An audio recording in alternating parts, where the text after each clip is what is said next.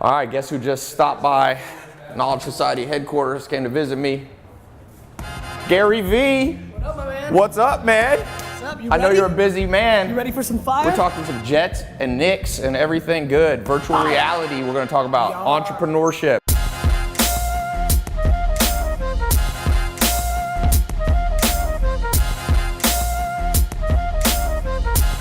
You probably know him if you're an entrepreneur.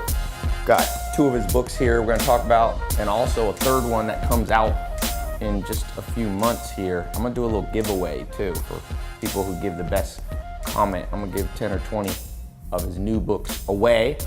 And thanks for coming in, man. Thanks, brother. Yeah, he's headed to the airport, so he was nice enough to pop in here and Make sure to show everybody my second half-court shot that almost Yeah. went in. We were Edit out the first piece of shit shot I took. That will never be seen. But the second one that literally almost went in, make sure that gets seen. That's got a shot. Oh! You ever seen in Spaceballs where he's like, erase that, never show that again? Do you know about Spaceballs? Do you know Spaceballs sequel, which never got made, was called Spaceballs 3, The Search for 2? I still think that's the fucking coolest title ever. I'm devastated it didn't make it. That would have been a good one. No, man, thank you. So let's talk a little bit, your new book. Yes, Ask Gary V. And let me just tell you guys, for those of you, few of you who don't know Gary, Gary's a man of many accomplishments. I think kind of popped on the scene at first with, he had Wine TV, which was a show, took a company from basically 0 to 60 million in sales, selling wine by using content marketing, all the stuff that people are doing now. He was ahead of the curve. A lot of people have followed Gary's lead. And that's a big company out of New York. How many employees do you have now? We have 600 employees, New York, LA, San Francisco, and London, and Chattanooga, Tennessee. Awesome. Tennessee. Tennessee. Don't sleep.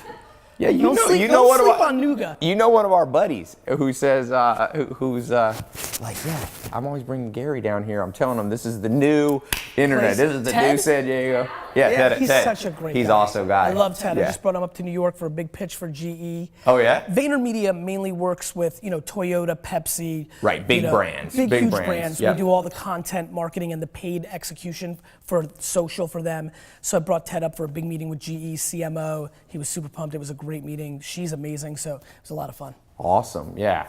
CNBC, actually he's gonna make it. CNBC's got a new show called Follow the Leader. Okay. Where they basically what I do on my daily vlog on YouTube. Yep. And Ted's gonna be in the episode because that's the main part of the whole episode, pitching GE. So super smart guy, sold a company for hundreds of millions of dollars, and now has become a yeah. Text him, tell him.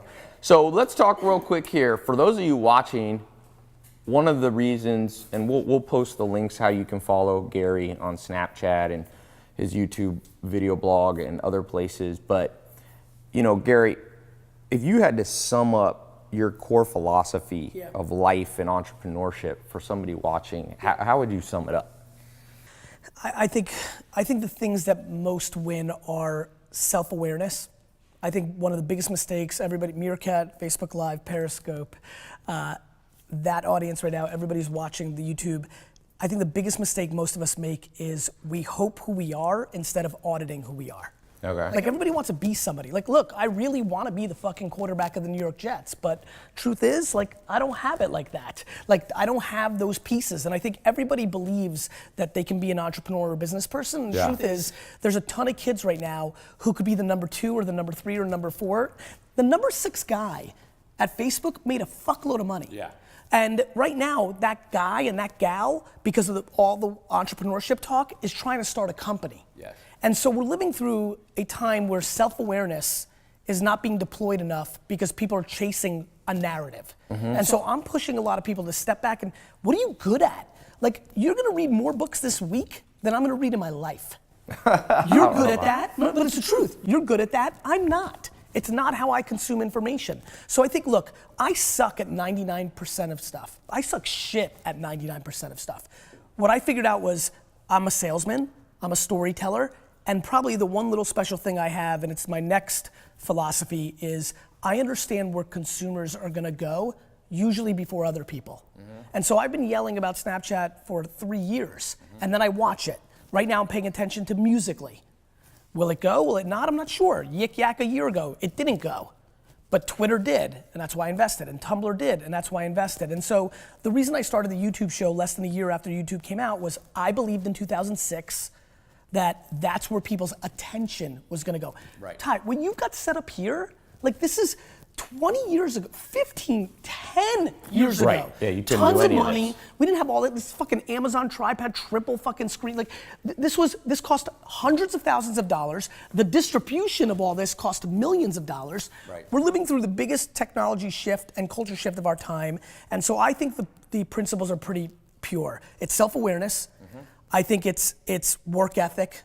Yeah. I truly think that I outwork, I think a lot of people are as talented as I am. I think I outwork them. Mm-hmm. So it matters. Everybody's watching who's gonna say, well, Gary, what about working smart? Cool, me too. Now what, dick? Right? Like, I'm working smart and hard. Right, if you so have now two people what? working hard exactly. and So- smart, it's the person who works the and then hardest. and then I think being driven by something bigger. So for me, it's gratitude. I was born in the Soviet Union. I had nothing. I got lucky. And that's what it's, I know a lot of my friends who watch me work hard for 20 years hate when I say I'm lucky, but it's true. I was born in a communist country. During that little one window when I was a kid, America was able to make a deal with Russia and get some people out. I was part of that. And I went from the place where entrepreneurship was the worst to a place where it's the best. I'm grateful for that. And so that drives me as well. Yeah. Yeah, and I would say there's a great book called The Self-Made Billionaire Effect. And one thing that when I listen to you talk, one of the attributes of highly effective people is they can hold seemingly opposing ideas in their mind without getting confused. So for example, a seemingly confusing idea is it's luck and it's hard work. Some people will say, well, how can you say it's luck and hard work? Well, it's possible for two things to be operating at the same time. I'll tell you the thing that I'm thinking right now. Like while we're having this interview, I don't know how many of you have like separate streams in your brain. As I'm focused on listening and making sure I answer the questions and doing our thing, I'm thinking, okay, Ty and I haven't integrated a whole lot. There's a ton of fucking people watching me for the first time. Mm-hmm. And this is gonna be really funny because I always love my first time to a new audience because there's people that love me and they hate me, and it's based on two opposing views. One, I think I'm as egotistical as it gets. I equally believe that I have more humility than anybody I've ever met. And I'm pushing so hard between ego and confidence and humility that depending on the series of questions that happen in this 20 minutes, 65% of this audience is gonna be like, that's my motherfucker, how do I follow Gary Vee? 35, I'm like, fuck that dude. And I'm always fascinated by that. Yeah. And so when you bring up that opposing thing, I do think about luck and hard work. I do think I outworked everybody. I do recognize serendipity matters. First of all, you were born a human. Right. Let's start with, we could have been fucking ladybugs. Right. Like, you know how pumped I am that I'm a person? No, this is gonna be the caption. No, seriously. Are you happy you're not a ladybug? No, but wait a minute. I know everybody's laughing right now, but I want everybody to understand something. It's a good all point. of you laughing behind this camera, do you know the math around becoming a human? Like your mom and dad have to have sex at the right 100th of a second, that all that fucking sperm, the math is insane. Yeah. So first of all, I'm fucking pumped, because I could have been a tree or a basketball or some horse shit like that. Number two. Basketball, you're not born. I am sure of that. Like people, I'm watching the stream right now and people are complaining this sucks. And I get fucking 10,000 email a week saying, this didn't work out for me, or my favorite, Uber stole my idea. Fucking ideas. I don't even want to get on ideas. Everybody, it's only execution, right? Let me give you the 30 big ideas. Ready? The smart refrigerator. You want to build a $1 trillion business? You want to own 800 of these homes and 7,000 of those cars and 4 sports teams? Here it is. It's called the smart refrigerator. Everybody's gonna have a refrigerator in their kitchen. That refrigerator is gonna know when you're down to 1 Bud Light because you put in 6. There's gonna be 1 left and it's gonna reorder it for you. So it's gonna out arbitrage every retailer, Amazon, everybody. The refrige is gonna order it from Budweiser direct. Budweiser's gonna deliver it, and the fridge is gonna become this, Ty. Just like this has become the fucking machine and Apple makes a VIG on everything, that's your fridge on every consumer product. The smart kitchen. Amazon's already getting in that. Amazon's got that little sensor you put up. Bezos is a beast. Yeah. So Bezos is a monster. There you go, everybody. There you go, fucking Keith Mintz and Javier fucking and Leonidas the King and Marcus J. Alford. There's your idea, right? There's your idea. But here's the real fucking game. Who's gonna execute? Right. who's gonna hire the right people? Who's gonna make the product? Who's gonna make the JVs with fucking the brands? Like, who's gonna execute? Ideas, fuck, man. Anyway, I'm sorry. All right, let's talk. It's true. That like, it's just true. What we have to do, I think the problem in this interview is the energy's a little low. So we need to bring it up a notch so that everybody doesn't fall asleep on it. Okay, let's move from, and I totally agree. Ideas are important, but you know that there's actually broker lists you can buy of ideas for like $2 to $5 grand and they're insanely good lists. Interesting. So anything you can buy for $2 to $5 grand is literally worth $2 to $5 grand. But a company that you built that runs the smart refrigerator or personalized medicine is another big one. You can't buy these; they haven't been created. Therefore, like Elon Musk said, I've gotten to hang out. This is my third time with Elon Musk, and one of my favorite Elon Musk quote. He says, "You get paid in proportion to the difficulty of the problem you solve." So a lot of people are out there like, "Hey, I solved the problem. How to walk to my refrigerator." Well, everybody knows how to do that. You have to solve a problem, and therefore, your income is going to be directly proportional. Solve a small problem, know how to hand somebody a burger at McDonald's, they'll pay you minimum wage. Put someone on Mars in a rocket ship like Jeff Bezos' Blue Origin or Elon Musk's SpaceX, they're going to pay you a lot of money. I would add something to that for everybody listening at home, because that's right. And then everybody who's watching right now is thinking what I'm thinking, which is like, fuck, that sucks, because I'm not talented enough to solve a big time problem. Because big time problems take real brain power. I will say the other thing, and I'm sure you're gonna agree with this watching from afar, there's also reverse engineering the demand of the marketplace, right? So for example, guys like pretty girls. Pretty girls are able to make a lot of money because they're pretty and there's demand. And so demand in marketplace behavior is very important. Yeah. I think one of the ways if you don't think that you can figure out how to build a tunnel underground and get me from LA to New York in a minute, then the other thing to really take a step back, this is back to self-awareness. For everybody who's watching right now, if you're like, shit, that's great, but I'm not a fucking math genius like Elon Musk, the thing that you might be able to do, and I do think this is a talent, I think this is my talent, pay attention to what people care about and reverse engineer it. For example, Uber. What does Uber sell? Uber sells time. Right. Uber doesn't sell transportation. Uber sells time. Everybody here, no matter their income level, cares about time because we now live in a 24/7 world. So if you make that your religion of a market that matters, building products and services that buy time and sell it back to people is probably, in my opinion, the quickest path to real financial success in the next decade for the average to above average operator and thinker, because it's going to be such a big space. Yeah, totally agree. And the thing about that, in terms of how much talent, Warren Buffett says if you have over 130 IQ, you can sell a lot of it. You don't need it. The average self-made millionaire is 125, 130 IQ, which is sharp, but not. So if you're watching this, if you're figuring out how to do Facebook Live and YouTube, you're probably already at that sharp enough level. What really differentiates you are some of the things you said. Pattern recognition. Can you see patterns? Mark Cuban told me, he said, I've always been able to see around corners before other people. He recognized a pattern, can see around that corner. So that's an important thing. I say you got to know the language of money. I talk a lot about that. You go to China, you don't have an interpreter, you're going to be lost. In the game of making money, you need to understand what debentures are. And, people go, oh, that's a lot of syllables, debentures, And I say, well, do you know Kim Kardashian? Because Kardashian, this is 4 syllables. And so we live in a society where people know big words. People are much sharper. IQs have gone up. It's a myth that we're getting dumber. You know why? But we're not using it in the right way. IQ's been commoditized. Right. What do you want to know?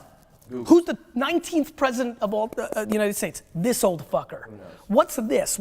All information is here. To me, we're about to live through a generation of EQ that is going to be so disproportionately valuable because information has been commoditized to some level. Now, what's interesting about readers like yourself, contextualizing, communicating it, consuming it and regurgitating into new packages, that's the holy grail. You're gonna live on that, other people are gonna live on that. To me, people need to bet on their strengths. They need to figure out what is the one, you know what, let's make this practical. I know we have to wrap up soon. Forget about the promotion of the book, I wanna get this off. Find the 5 people that are closest to you in the world. Brother, sister, your homie that you grew up with. Spend a week, not 5 minutes, spend a week making them feel safe for the question you're about to ask them, which is, tell me what I'm good at and tell me what I'm bad at. The 5 closest people to you are not gonna wanna tell you the truth.